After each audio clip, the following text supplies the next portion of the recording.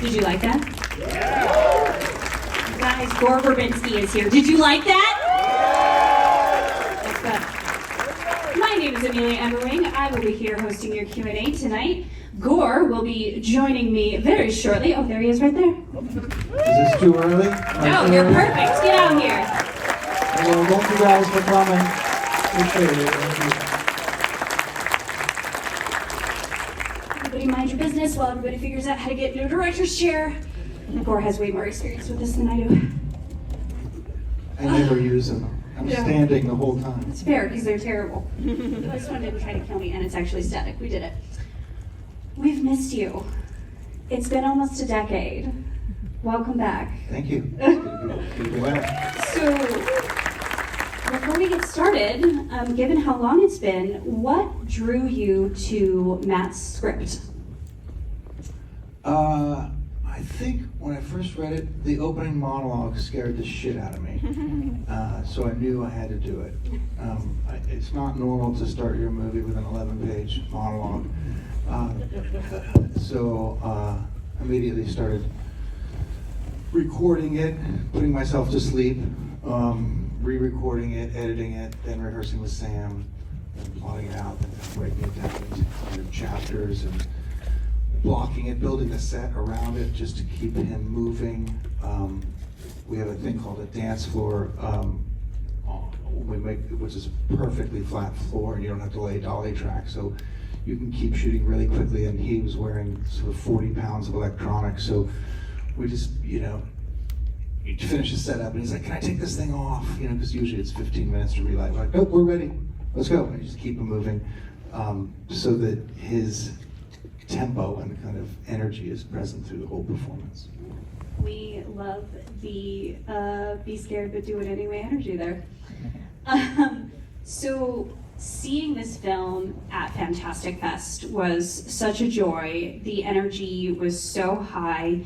This is a film that really benefits from the theatrical experience and the communal aspects of it, because there are a lot of moments where you're like, do I laugh at that? I like, not that it's not funny, but like you're dealing with really difficult subject matter here. So with that in mind, and with how important the theatrical experience is, was it difficult, given how weird the movie is, to get a theatrical run, or was that something that you knew from the beginning, I will not do this film without that? We were very blessed to have a company called Briarcliff come in at the last minute, and they've been really great partners. And I think Tom Ortenberg, who runs the company, still believes in the theatrical experience. I mean, I've always thought that film had to play with an audience, and I didn't get a chance to hear your guys' response, but our first preview, the sequence with Juno Temple, you can there's like a weird, oh shit, don't go there. And then there's somebody will start to laugh at the three housewives, and then by the time you get to the clone thing, and then it comes with ads, and then a little bit more, and then by then, we just made it really fucking tall. The whole place is cracking up and feeling not good about it, but also aware of the sort of, the social commentary, how we've normalized this insanity. So that was always a bit of a high wire act, and it was really interesting to see that sort of, to feel that response. And you can't get that if you're alone at home. No.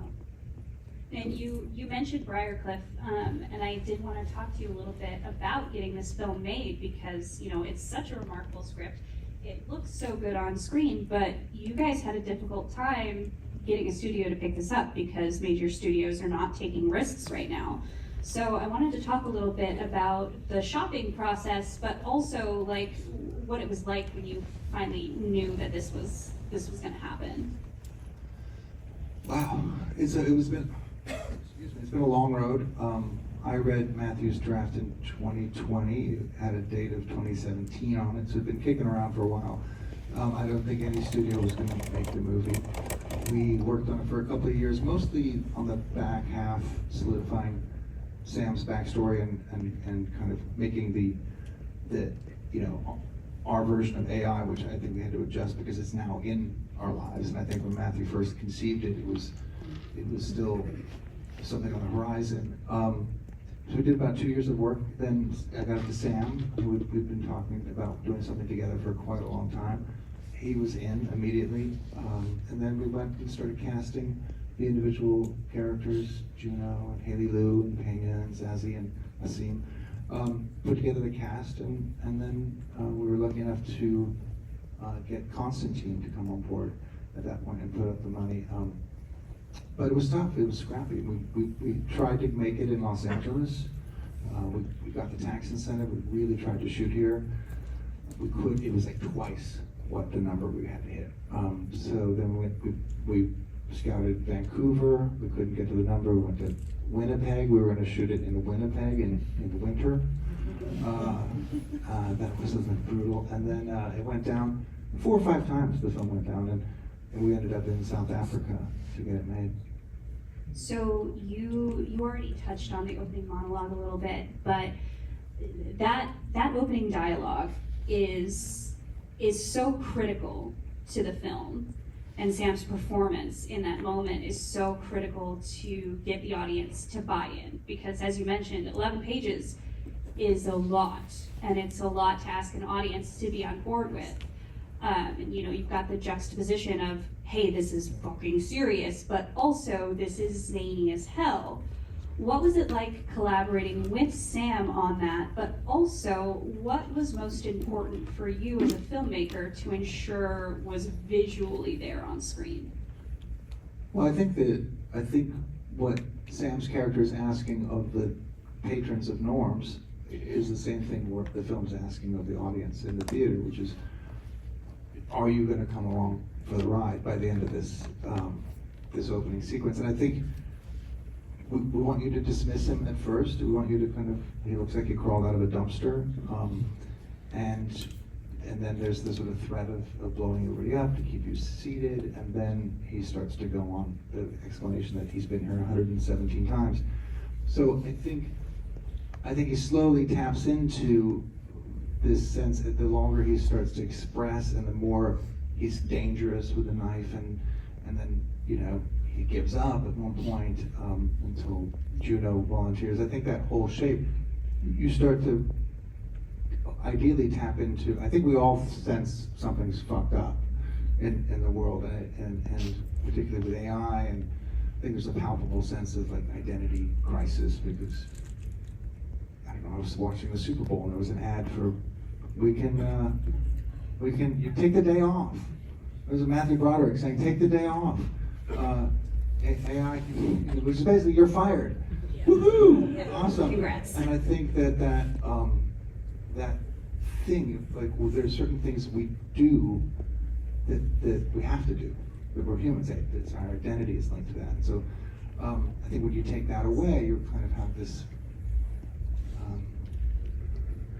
disillusionment, or I think it's palpable. So I think it's been nice to kind of tap into that and get people to sort of say, okay, I want to follow. Also, there's this sort of rogue, picturesque kind of character that I'm drawn to. I think, look, the future's so fucked, they didn't send us Arnold Schwarzenegger, it sent us Sam Rockwell. And I think, there's something about, like if you look at a film like Dog Day Afternoon, those guys are the worst bank robbers ever.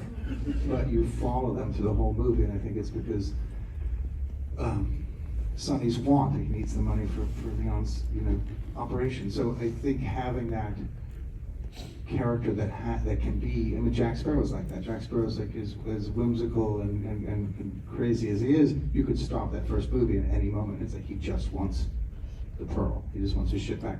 I think the same way getting Sam's character and working on the back half to find that sort of tragedy, the sad clown underneath it, where it's like he's guilt-ridden, and having that. Then without that, you just have a kazoo, and you don't have like a lobster phone. You have farce and not absurdity. Yeah.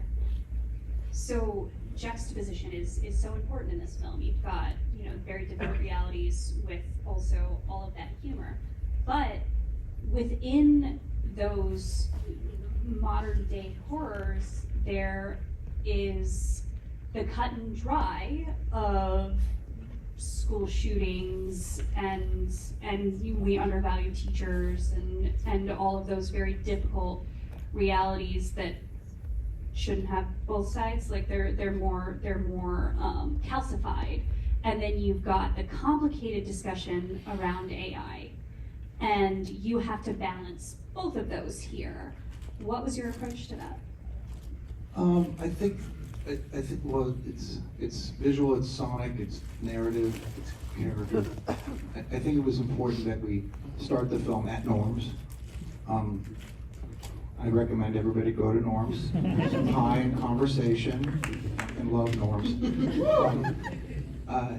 That you start in places that you're familiar with. You start at Norms, you start at high school, you start at birthday parties, and then slowly things get a little weirder and stranger, and you're sort of twisting the taffy as you're getting closer and closer to the antagonist into a more Lovecraftian or more surreal, more difficult to comprehend, sort of more enigmatic state of filmmaking. So you're sort of employing that with sound, you're employing it with music, you're employing it with framing. I think the framing of Sam's monologue is very loose. Like as a director, you think of like the Kubrickian frame is like perfect, right? And then you think of Hal Ashby or Sidney Lumet, like it's about the performance. It's not about the composition so much. So kind of loosening up the beginning and keeping it, particularly when you have an actor like Sam, he's never going to do the same thing twice. So you kind of want to be a little looser, so when he goes that way instead of that way, you're okay with it. But as they progress, kind of squeezing that frame, getting a little bit more into what we call the shot construct, where you like the actual language of the juxtaposition of shots is also part of the storytelling. I don't know if that makes sense. No, it makes perfect sense. This film has such a remarkable ensemble. So I want to take a moment to discuss working with them, but also how you balanced juggling all of these players with very different lives who have now been thrust into this impossible mission. You talking about the actors or the characters? Both. Okay. Yeah. Well, they're all amazing. They all have their own process. I mean, Haley Lewin is phenomenal. She has a completely different process than Juno, and Sassy has her own process. Michael has his. I think as a director, you have to adapt to you want to get the best out of that. You don't want to impose a kind of process on their circle, their circle of truth. Like they have to make it. You can do all this stuff, but they have to make it real. And if they're not making it real, you can give them 1,000 as-ifs, and you can kind of try to articulate, but it has to come from inside. And it's usually an ensemble is really tricky because sometimes one actor is like, they're just great, take one or two, they're just great, and the other person like really not great until take 6. And you don't want to cut for comedy. You want that Stanley Kramer shot where there's like 5 people in the frame and you just hold on it and they're ripping. And so I've never worked with an ensemble that got along so well. I think that had a lot to do with being able to pull that off because they do have essentially different biorhythms, but you kind of, once they spend more time together, you kind of, the sort of hidden click track of what's underneath everything starts to coalesce. So yeah, I remember one night in the rain, we were half day behind schedule on that rooftop, and it started raining again, and it was like we knew that all the big cranes are coming down, and we knew we lost the night, and out of the sort of mist, there's a sound, and it was singing, and they were singing, "Good luck, have fun, don't diarrhea." Everybody got the squirts, and so when we passed around like an STD, it was like really bad. So, but they were singing, and they were in the rain, huddled under their tent. There wasn't any of that sort of won't come out of your trailer because there weren't any trailers. So I think they brought that to the performance. That is an appropriate segue to my next question. There is no such thing as a set with no shenanigans, with players like Sam Rockwell or Michael Pena. So I wanted to ask, were there any scenes where like it was just really difficult to get through because people were ripping off of each other, or just any sort of behind the scenes shenanigans like that? Yeah, it was more the case of getting them to concentrate. I think they were all sort of talking and cackling and kind of, that's what I meant. Like, it would, when I said I've never worked in a cast that got along so well, it's not always great, Yeah. right? Because you kind of keep them separated. Like, sometimes you want to kind of go, okay, I'm going to work with this person and this person. And I'd have to yell out, right before action, I'd have to yell, Bob's dead. Like, remember, Bob's dead, and they would all, whatever they were doing, they're like, right, Bob's dead, Bob's dead, this shit, this is real. And then they would kind of get in character and do their thing.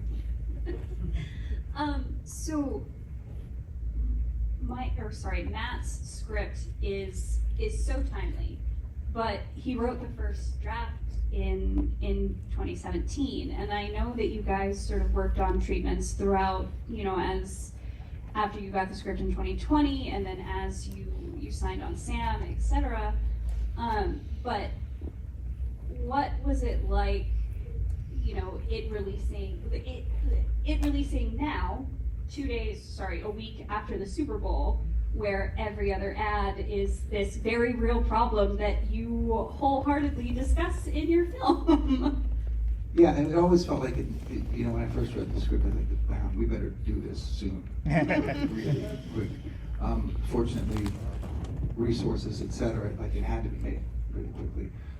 So we feel like, yeah, this is the time. I mean, it's a scrappy little release, so thank you guys so much for coming, and please tell a friend. We don't have a lot of marketing dollars. We didn't have a lot of money to make the movie.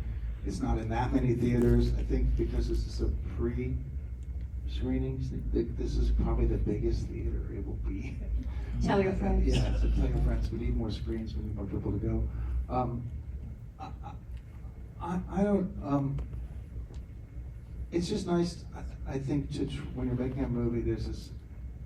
You try to get to that place where like the wheels could come off. If that makes sense. You try to get to that spirit of like you don't really know if this is going to work. And there was a film I loved. It came out in 1984 called Repo Man by Alex Cox. It's a masterpiece, and it has that. Like that was when our film went down like 4 or 5 times, and that was always the kind of beacon that film to me. But go back and watch it, like, fuck, they can make that. We can make this movie. We can figure out a way to do it. And it just has that feeling like nobody was asking for permission when they made that movie. So I think we were just trying to kind of conjure a bit of that. So this film is heavy-handed by design. It is very interface. It is saying everything that it wants to say repeatedly, verbatim. And being ham-fisted like that does hobble a lot of films. How did you get around that when you were making the film? Sam Rockwell. That's really, I mean, there's a lot of talking. Sam will say, there's a lot of talking in this movie. Like, I'm talking the entire time. I think there are some, Gibbs was like that in the first Pirates. Like, if you want to tell it, give it to Gibbs. Oh, like, sea turtles. Or, like, he can tell a story. And I think Sam is like that too. It's just like, which is interesting because he's not, and he'll admit, he's not great at remembering lines. He has a really hard time. And then it was like the White Lotus monologue, and then he does this opening. And I think that's why he's so good, is because he has to internalize it. Like, he really has to internalize it. And having worked with him now, he makes it look easy, but he does the fucking work. That guy is a grinder.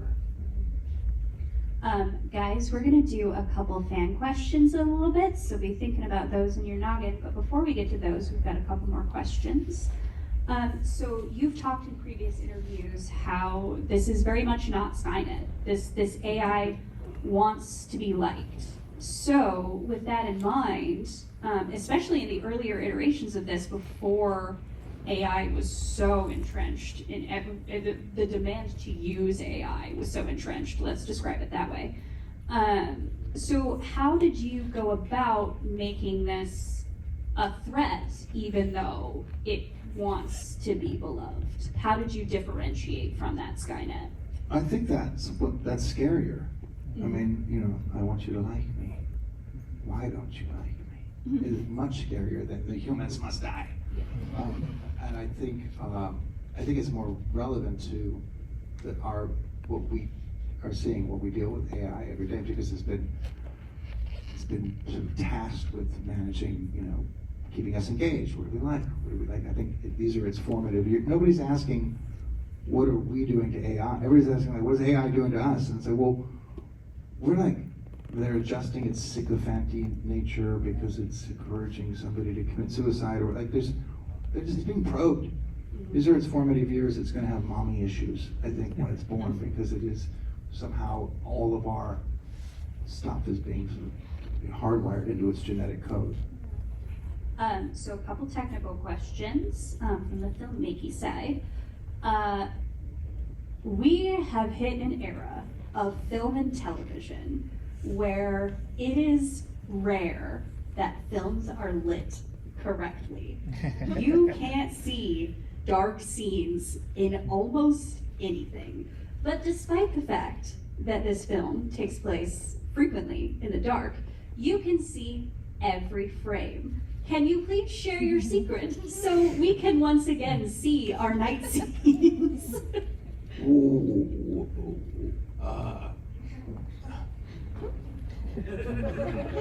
There's so much good and bad in that response to that.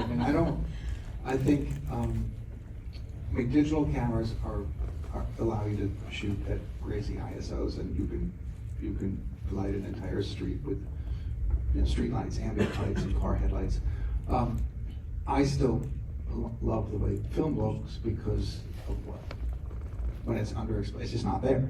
If you don't expose it, it's not there. And so I think you have beautiful. I thought the one battle after another was just beautiful because it's fucking film, and it's like there was scenes that are in silhouette, and then they walk into the light. And these digital cameras, you really struggle because you can do anything. You shouldn't. Does that make sense? Yourself. Yeah, and sometimes it's really nice to have photography as a reference. That's what I use for visual effects all the time. I'm always looking at, we'll shoot this bottle of water and then take it out, and if we have to make it dance or we have to do a digital, but we'll have the real thing to it doesn't look right until it looks like this, and you can study it, and you can look at subsurface scattering and caustics and all kinds of aspects of how light interacts. We spent a lot of time, Jim Whitaker, our DP, sitting at Norm's, knowing we had to build it, and I was sitting with him going, because he was talking about, like, how do we talk about it? Do we want it to look this ugly? And I'm like, yeah. I'm by the kitchen window, but I said, look at the car headlights outside driving past. They're not lighting any faces, but every shiny surface, salt and pepper shakers and spoons, they're all speaking, they're all alive. And so we spent a lot of time recreating that so that Sam's suit and anything that had a shiny surface was kind of lighting and interacting. So I think just paying attention to what light does and just being curious about every aspect of illumination. Great answer. So last technical question and last question before we get to all y'all. Don't run away. I want to talk to you about the weird little guys at the end because I love them, particularly that stabby little robot, and I want to talk to you about how they were created. The old-fashioned way. Hell yeah. It's a drawing on a piece of paper, and then modeled in what we call ZBrush, and then we 3D printed them, and then we painted them, and then we would have them on set, so they're built. I still have 2 in my office. They're built at full scale, and then obviously those ones didn't move. So exactly what I was saying about the bottle of water, we used them, we lined them up for frame. We didn't previs any money for prevising any of that, so it's just storyboards right to lining up the shot with the stand-in robots, removing them, and then shooting the plate. Love it. All right. Who has a question? Oh. Okay, you got up first. Wait, I can come to you. I don't need a mic, I can project. Forgive me if my question is a little bit long-winded, but I don't know, from the beginning of that monologue and the more that Sam like kind of led this troop in, it kind of went, I don't know, it would go between these like periods of like, I don't know, George C. Scott like leading his troop, but then also like this childlike joy that just felt like, I don't know, being a little kid and like playing cops and robbers with your siblings. When it came to like signing your entire troop together, like as actors, like obviously they know where the film is gonna go. How did you balance like, I don't know, that quality of like, I don't know, not letting it be a total dystopian THX 138 and like letting it kind of have like this childlike joy and like how, I mean more in the sense of like the concentration you kind of had to wrangle together of your troop. What's your name? Amir. Amir. Because I'm a child. I'm just a grown man child. So on set, I will scream and yell and talk in sound. I'm just, I'll just like do whatever I can to like get them to kind of percolate. So I bring the child. We had one other right there. You go.